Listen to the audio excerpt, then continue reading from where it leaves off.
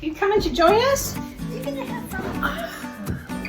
Let's see if we can get. You guys sit with You me? need to have a cushion because you're petite, and I don't want. I think you need another cushion because you're too far back. Oh yes, I see. No, put your bum out. Let that come. There you go. That's better. I have to sit up straight like a human now. Oh, my lipstick. Okay, here we go.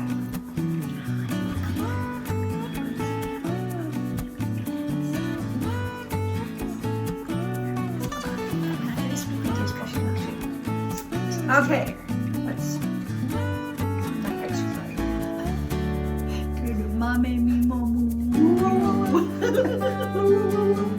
Okay. Hi, this is Anne here on the Life LDC couch, and today is a little bit of a special event. We are having a finished object video, and it's about our respective love notes. Meet my friend Renee. Hi. Of course, Lackey's come to join us. He loves Renee. Will join me.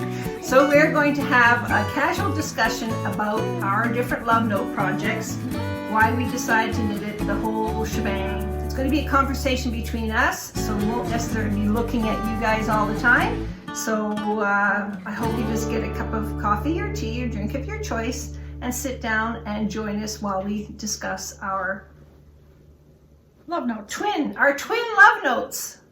Fraternal, not Yes. identical. Yeah. Fraternal love notes. So get your drink and join us.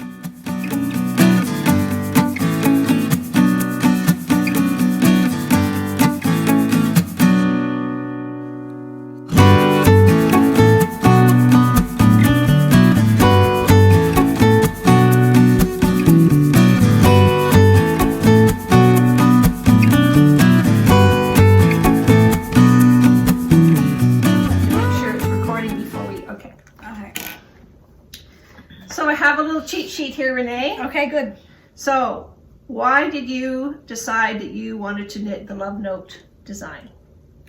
Well, it's funny really because I'd seen love notes everywhere on Instagram and on Ravelry, and I didn't really think that much of it, to be honest with you. Me either. I don't know why. I'm gonna be It was honest. kind of drapey and loose, and I thought, it's okay, but it's really not my thing. And then I was scrolling around on Instagram one day, and Tanis from Tanis Fiber Arts put out kits for love notes. I'll put a picture in here. She looks kind of amazing in that picture, and I thought, that's it. I need it. And you went with the color and everything, right? I did the same color and everything. I did look at her swatches because she uses the same mohair for all, I think there's 4 colorways, and a different base. Right. And I sized them all up, and I was total copycat. Oh, it looks absolutely gorgeous. So I think around the time that you were being turned on by Tanis's love note, I was following, and I can't remember her name. Yards of Happiness. I'll look up her blog. She's a professor. I think she's in Texas, and she has knit not 1, not 2, but 3, and I think she might actually be on her 4th love note. And in the combination of you talking about it and watching her projects and seeing how they were all different, ever so slightly different, I succumbed to my first. This is really my first indie pattern. I don't think I've knit an indie pattern.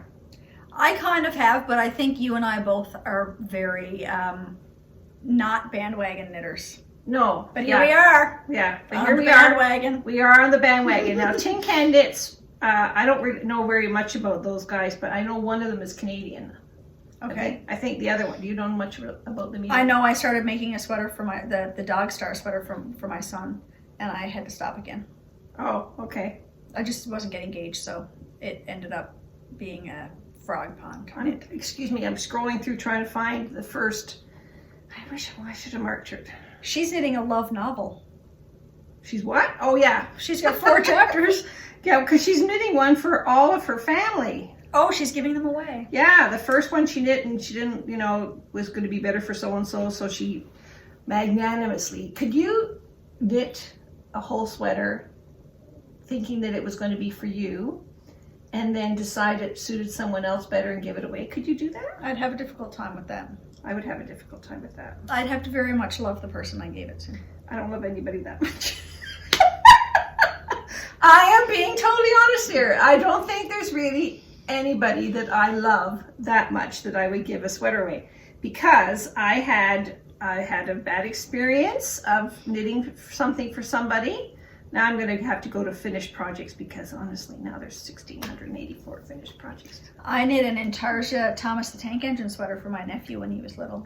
And I don't think he wore it very much. that's the problem. People don't recognize the love and the effort that's put into a sweater. So no, I would not knit for anybody anymore. Maybe my kids still, Yeah. but they didn't like a lot of the stuff I made for them when they were little, so. If I can't find her on the next page, I'm going to have to put it down below, the lady I'm referring to. I'm sure it's Yards of Happiness. She's a professor. She doesn't have she's got a little jelly bean dog. I watch her video blogs. What's a jelly bean dog? She's got a little tiny dog. It's called Jelly Bean.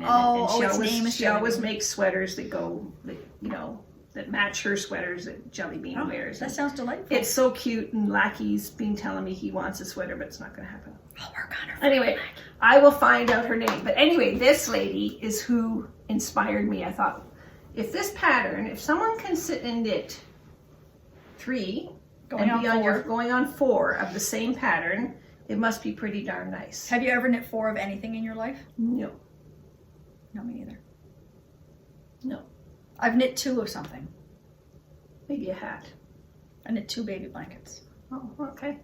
But no, maybe a hat, but no, I haven't. So let's get down to our love notes. Okay. I was impressed with the pattern. It has 7 child sizes and 7 adult sizes. Mm-hmm. I knit the 4th adult size, which is technically a large, which is 48.5-inch circumference. And you knit the extra small, the tiny one, tiny one, 38.5, perhaps. So did you get gauge? I didn't actually check. I think I was very close. I think I was very close too. I may have measured at one point and decided it was fruitless because I knew it was going to change when I blocked it. Okay, there's where my inexperience with superwash yarns came into play. I forgot to tell you. I've mentioned this before. I knit mine with a Koigu Hefty Hank, 1,000 square yards, 1,000 yards of yarn in one skein. Only one knot in the whole skein. Did you tell them how you knit it? Off my skein? Off your Swift. Off my Swift. So it was not portable? No, it was not portable, because there was no way I was going to be able to put it into a ball, and I wasn't going to cut it to make it into separate balls. So I knit it directly off my Swift, along with cream, Kid Silk Haze, Rolling Kid Silk Haze. Of course you knew I was going to use Kid Silk Haze, which I think, see, when you look at this, you see this has a lot more color in it than it does in the sweater, and it's because the cream has toned it all down. But I must also say, from watching your previous video, that your viewers don't get to appreciate all the beautiful colors that are in your sweater, because you don't see any of the beautiful reddish and pinks on the video that when you see it on there. Right. I don't know why. It's the power of photography. Right. It's too much glare, not enough contrast, or whatever. White balance or something like that. So this is one of the reasons why I'm actually considering knitting another one, because I would really like to do something with a little bit more strong color, or something like this with a stronger color Kid Silk Haze, because of the gorgeous shades of Kid Silk Haze. I've got my shade card here, and when I look at the shades of Kid Silk Haze and this yarn, blues. Yeah. Anything. Like I could put blues, I could put a pink with it. Mm-hmm. Yeah, I could. The gray would be pretty. Yeah, I could have strengthened the color of this rather than sort of blending it out. It's like, this was almost like watercoloring when you watercolor paint, the more water you put into it, the lighter color you get, the stronger you leave the pigment. So if I had done a stronger mohair, it would have made it darker. And this one is interesting because both of the yarns are variegated. Oh, so okay. The base yarn is much brighter before the mohair is knit in with it, and even though it looks mainly purple, it has bits that are the same sort of blue that are. Do you have any of your leftovers with you? I do. I have my knitting bag. One moment while I dig. It's okay, Lackey. We're not bothering you, are we? He doesn't care. He loves us. I have the. This is where you need to include some Jeopardy music. I may already be using my leftovers for other things, and I may have brought a whole bunch of show and tell. And we're not going to talk. No. But you are really good about using leftovers. So this is my. You can tell that it's brighter. And this is my mohair. But you got enough to get it to the camera? Yeah, we'll spool it off. You see, she's already knitting a hat out of her leftovers. That's gorgeous. It's interesting how that made that.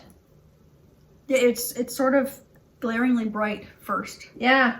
And it toned and it this down is to make very dull. So interesting. It is interesting. Cute hat. I live at the swimming pool, so I have portable projects all the time. Oh, that makes sense, doesn't it? Definitely couldn't have taken your Swift to the pool. Well, I don't know about mohair in the pool, but we'll find out. So you were inspired by a kit, and I was inspired by my hefty Hank. The Koigu, I recently did that burl wrap, which the 9 different colors of Koigu in the Kid Silk Haze. I don't know, where have I been in this whole Kid Silk Haze, phenomena? I was aware of it, but I had never knit with it before. That burl wrap, I loved it. I don't know if yes, I did block it. So now, the thing about this, I was surprised at how much it grew when I blocked it. Very surprised. And that's something with 100% wool or wool combination yarns. You don't get that growth the way you do with superwash wool. And Koigu is 100% wool, but it is superwash. And I think it has something to do with the loose gauge too. Yes, that's true too. Because when I finished the body of it, I was sort of worried. It looked kind of like a crop top that my 15-year-old would wear. But did you find that the actual fabric bloomed? Did the mohair take over, or? Not really. Although now that I'm looking at it, maybe a little bit. I think, no, we both have really fuzzy. We've got a lot of fuzz going. We've got the halos we deserve. I haven't noticed it coming off on anything yet, though. But the static. When I put my winter coat on, the lining, I just am full of static. So I'm not sure what that's all about.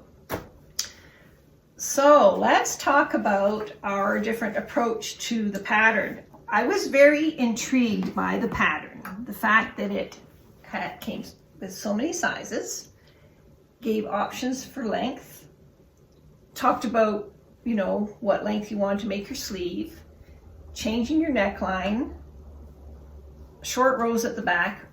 Like, I found that sort of mind-boggling. It's a lot to put in one pattern, isn't it? Yeah. So did you have to rip anything out and reknit? Yeah, I ripped out my sleeves. I had made them the prescribed length, and then I blocked it, and they were sort of at an odd length, so I ripped off the cuff and added some length to the sleeves. And now I'm not sure yet. I'm just wearing them for a while. I think they're okay.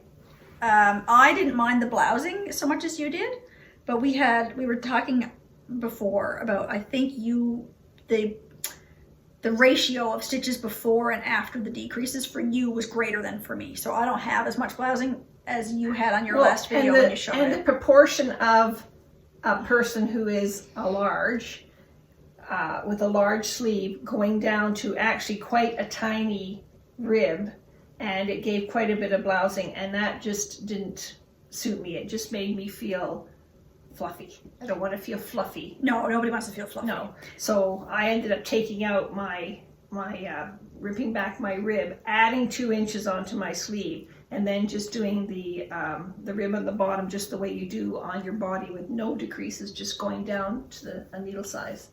It works. It works. I like it. Yeah. So it worked out fine.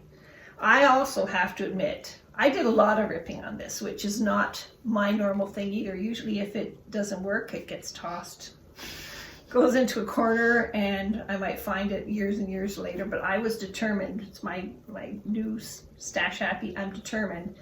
I reknit the bottom of the sleeves. I reknit the bottom of the sweater to add on extra length and the short rows. Mm-hmm. I started with my neckline stitches on a provisional cast on. Mm-hmm. Then did the neckline the way it was supposed to be with additional rows and the rib. And then I ended up taking it right back to the provisional cast on and just doing the rib then. Yeah. To give me, my neckline's much wider than yours. Yours is the original neckline. And I have teeny weeny narrow shoulders, so before I put the neckline on, I looked kind of like somebody wearing something that was too big for me. Yeah. So I had to do the extra rows. Well, see, and this discussion came up on one of the Ravelry groups that I'm a moderator on. Someone made a comment that they liked the revision, the modified neckline that a knitter did of a certain pattern, because the original pattern was quite a close neckline. Well, my comment back was, not every designer is going to knit the neckline to suit you, because we are all different. Yeah. Short necks, long necks, broad shoulders, narrow shoulders, encumbrances on the front or not. So, and how tall you are and whatever, and some people can't stand anything around their neck. One of my knit buddies last night, she cannot stand any kind of knitting around her neck, so you just don't know, do you? So I think this is really showing me that you have to, I've always felt that you had to take control of your knitting, but before I totally avoided patterns if there was something about it I didn't like. Well, and the good thing about this, for cutting your teeth on that, is that it was a quick knit. Yes. So if you had made a fancy Fair Isle or Aran knit sweater, ripping back the collar would be more tear-inducing than this. Oh, definitely. Mm-hmm. Yeah.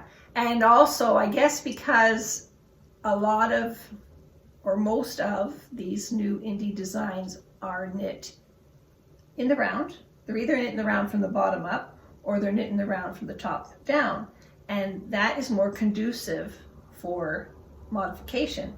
Because now I will, if I'm going to knit something from the top down, I'm always going to start with provisional cast on. I'm not going to start with the rib. This is really going to revolutionize my knitting. I'm going to look at patterns more and adapt them to be knit in the round. Provisional cast on is a great thing. Yes, you gave me a serious kick, because I was, what do they call it, the crochet cast on? Yeah. Yeah. And I said to you, every time I do that, and you're supposed to rip it out, it never works. And you said, Anne, mark the end and undo it from the end, and it worked perfectly. Thank you very much. And you can't use a superwash yarn. You can't. Oh no, for the provisional cast on, because it stretches too much. I find the ply of superwash usually unplies enough that you almost always catch a little bit of it, and then when you go to unzip it, it doesn't want to go. So you can't use. I would say don't use wool. Don't use superwash. You need to use a cotton, a very finely spun piece of cotton. I used some sturdy 100% wool on mine. Oh, you did? I did. Well, there you go. Brave. I'm a rebel. What can I say? Wow. So what else have you got? Anything else to talk about your sweater? Because then we're going to take some pictures of just some stills so that you can see how it fits on each of us. I think you had some other questions there. Did I? What do I want to tell you? Yarn choice. Did you want an inspiration? No, I think I covered everything. I whipped through the body of this really, really fast, and then I sort of stalled. Oh. I finished mine before you did. I was quite amazed. And I was way ahead of you for a while. Yes, you were. But I stalled because I realized I didn't have the right needles for my sleeves. Yes. And then I went and bought some short interchangeable tips, as did you. I did. And then that made it go a lot faster, because I did not want to knit these on double points. Yeah, so that was another eye-opener for me, those really short tips. Did you do yours with a little tiny circular needle? I did mine with magic loop. I did a little tiny, shorty circular needle. I actually found the shorty needle was too tiny for my big sleeves. Oh, and then I had a just right moment with these. I think you must have blocked your sleeves differently than mine. Or maybe it's a function of the pattern.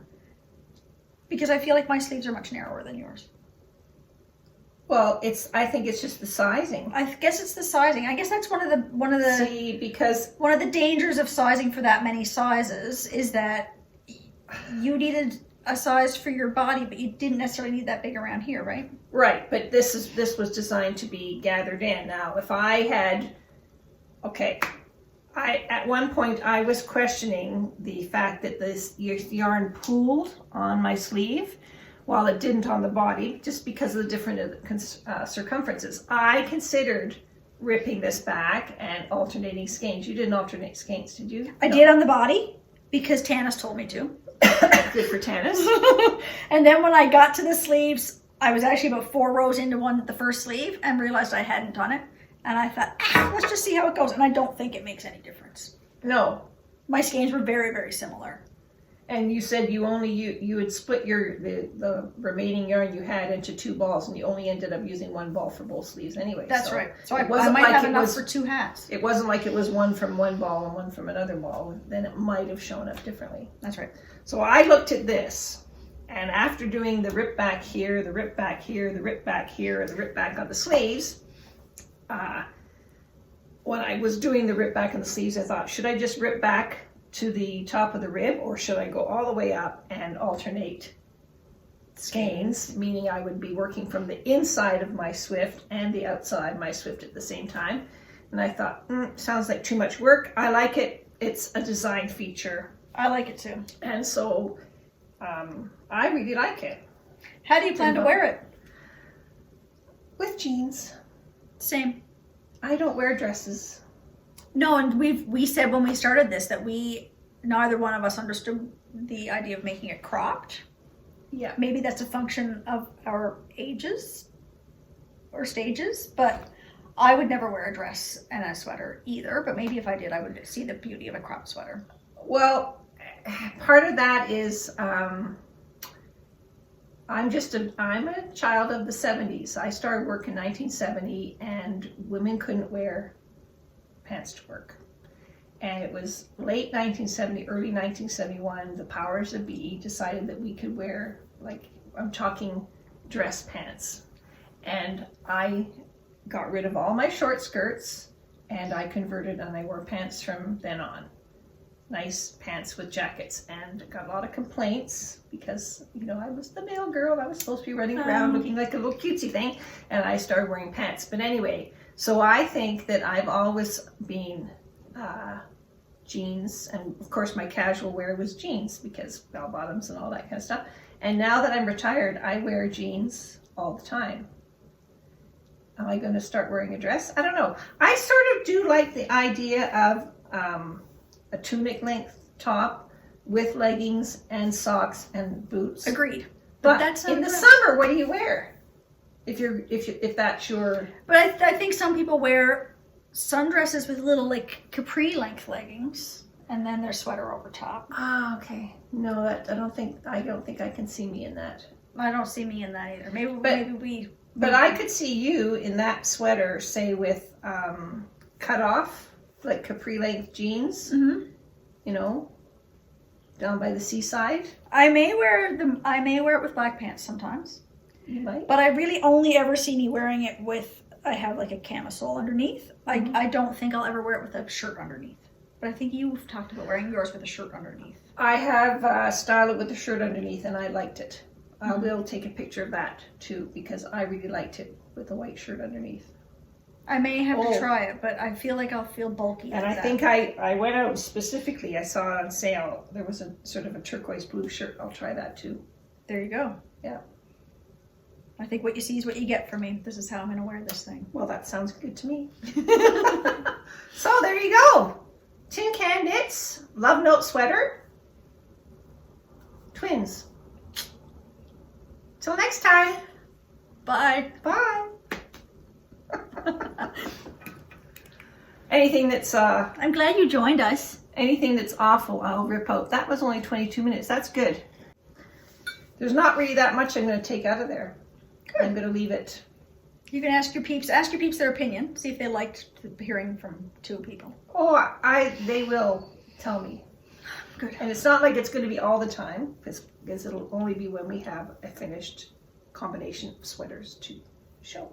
And I think they'll probably say that's really good to hear different opinions, because that is what people want to know. I must dig up a dress and put it on with it. Well, Then it would have to be cropped. I see the point of the cropping with a dress, but nah, not me. I do have a tunic top that's blue that I could wear this over top of. But what would I put on my legs? I guess skinny jeans.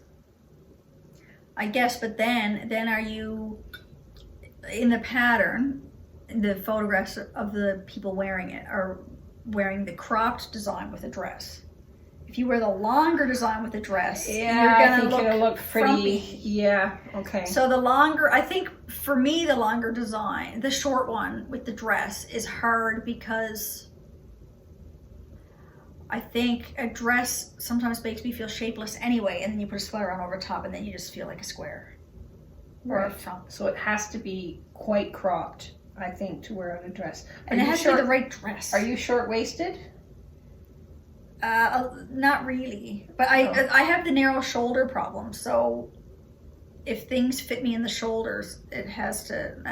I'm pear shaped. So you're not going to run out and buy a little linen dress to wear over. I am not. No, okay, I'm not either. I'm also not good in a dress. I like to tuck my legs up under me on the couch, and I'm not. I'm not ladylike enough for a dress. That's what I was trying to say. Cheers. I was trying to come up with the word. I'm not ladylike enough either. And every once in a while I jump up and I run outside with my boots on and stuff. No. Dresses. You know, there's so many Instagram people you see, and they look really cute in their little dresses and their sweaters and everything. All the power to them. I don't think they live in Canada where it swings from -20 to plus 25 or 30 in the summer, right?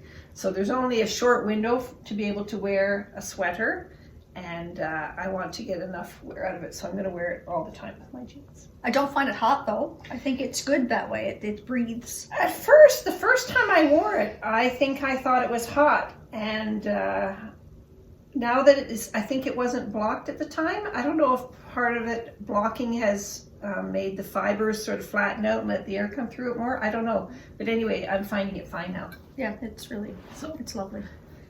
Thank you, and so is yours. I love the color of yours. I'm really dying to make one that's darker. Yeah. You can do it, Anne. You can do it. We need a close-up like that. Let's get a close-up. Nope, sorry, Lackey.